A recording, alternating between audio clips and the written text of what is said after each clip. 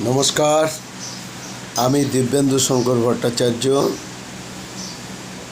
রুদ্র 2026-এর নির্বাচন প্রচণ্ড গুরুত্বপূর্ণ নির্বাচন, বিশেষ করে হিন্দুদের ক্ষেত্রে। আর যদি এই নির্বাচনে ভারতীয় জনতা পার্টি না জিতত, কত মায়ের কোল খালি হতো, আগুন জ্বলতো, তাণ্ডব হতো। হয়তো কুরুক্ষেত্রের ইতিহাস তৈরি হয়ে যেত, আর হিন্দু ধর্মের সংকট বাড়ত। তাই এই নির্বাচনকে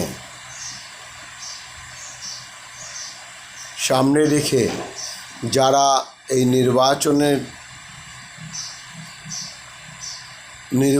নির্বাচনের যারা আধিপত্য করেছেন বা এই নির্বাচনকে যারা পরিকল্পিতভাবে তৈরি করেছেন, তাদের শতকোটি প্রণাম।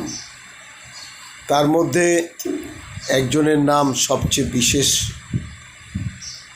সবচেয়ে বিশেষযোগ্য। উনি হচ্ছেন, ওনার নাম হচ্ছে অজিত দেওয়াল। প্রথম অজিত দেওয়াল, দ্বিতীয় হচ্ছে ইলেকশন কমিশনার জ্ঞানেশ কুমার। ওনাদের শত শত কোটি প্রণাম এই নির্বাচনের জন্য। এই নির্বাচনকে সুষ্ঠুভাবে এবং সফল করার জন্য আজকে যে কাজ করেছেন,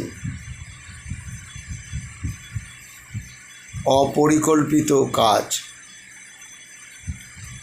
এবং ইতিহাস রচনা করে দিয়ে গেছেন। ওনারা বাঁচিয়ে দিয়ে গেছেন হিন্দু ধর্মের সংস্কৃতি, হিন্দু ধর্মের জাতিকে, হিন্দুত্ববাদীকে ওনারা বাঁচিয়ে দিয়ে গেছেন। এইটা গৌরাঙ্গ মহাপ্রভুর থেকেও বড় জায়গায় নিয়েছে।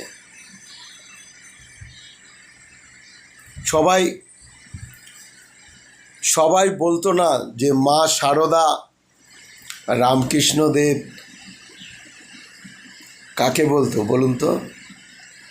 বলতো এই জেহাদি মমতাকে। রামকৃষ্ণদেব, বিবেকানন্দ, সারদামণি, তারপরে ভগ্নী নিবেদিতা। তা ইনি যে বিদেশের মদতে সারা পশ্চিমবাংলাকে বিক্রি করে দিত এবং পশ্চিমবাংলার অস্তিত্বকে শেষ করে দিত, ভারতের সংস্কৃতিকে শেষ করে দিত। এই 15 বছরে যতটা জেহাদি কার্যকলাপ চালিয়েছে, এই 26-এর ইলেকশনে যদি জিতত, তার 100 গুণ বেশি হতো। কারণ যে হারে উস্কানিমূলক কথাবার্তা বলেছেন, পিঠে পোস্টার লাগিয়ে ঘুরতে হবে, আর ওই ফেরেববাজ ভাইপো আজ মুখ লুকিয়ে পালিয়ে বেড়াচ্ছেন। যেই দিন এই মা বেটা তিহার জেলে যাবেন না, সেদিন সারা পশ্চিমবাংলা জুড়ে উৎসব শুরু হবে। নবদিগন্তের উৎসব শুরু হবে এবং ডিজে বাজাবে প্রত্যেকটা লোকে। ভারতবাসী শুধু নয়, পশ্চিমবাংলা শুধু নয়, সারা বিশ্ব জুড়ে উৎসব শুরু হবে। যেই দিন অভয়ার মৃত্যু ঘটেছিল, সেই দিন যেমন শ্যামবাজার থেকে পাটুলি পর্যন্ত হাতে হাত ধরে সবাই একসঙ্গে সামিল হয়েছিলেন। এই মা বেটা যেদিন যাবে সেদিনও সামিল হবে প্রত্যেকটা পশ্চিমবাংলার মানুষ, কারণ এদের জেহাদি কার্যক্রমে মানুষ অতিষ্ঠ হয়ে উঠেছে। আর এই পশ্চিমবাংলা বেঁচেছে এই মা বেটার দৌলতে। আজ যদি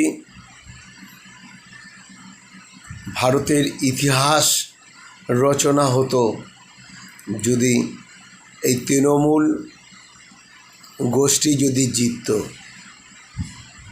কী হারে রক্ত বন্যা বয়ে যেত কেউ কল্পনাও করতে পারেনি। আর যারা ভারতীয় জনতা পার্টির হয়ে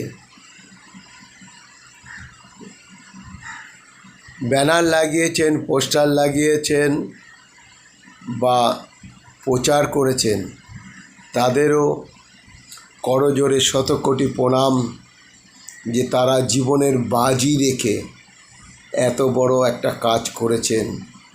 আমরা বলবো নতুন স্বাধীনতা পেয়েছে এই পশ্চিমবাংলায় আপনাদের দ্বারায়।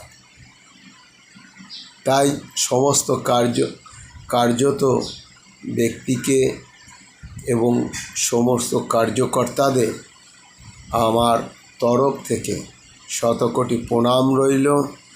আশা রাখব আগামী দিন সুদিন হবে, আশা রাখব আগামী দিন আরও সুন্দর হবে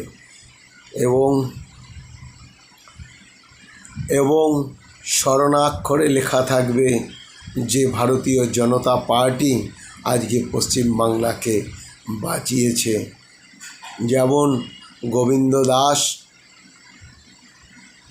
আমাদের স্বর্ণাক্ষরে লেখা আছে যে গীত গোবিন্দ দাস যিনি লিখেছিলেন শেষটুকু বাসুদেবের কাহিনীটা, জয়দেবের মেলাতে যেটা লেখা আছে ঠিক ওরকমভাবেই স্বর্ণাক্ষরে লেখা থাকবে আমাদের পশ্চিমবাংলাবাসীর কাছে। এইভাবে করজোড়ে নিবেদন করে আপনাদের কাছে আমি চাই যে সোনার বাংলা আপনারা তৈরি করুন। এই বলে আমার বক্তব্য শেষ করছি। বন্দে মাতরম, ভারত মাতা কি জয়, বন্দে মাতরম।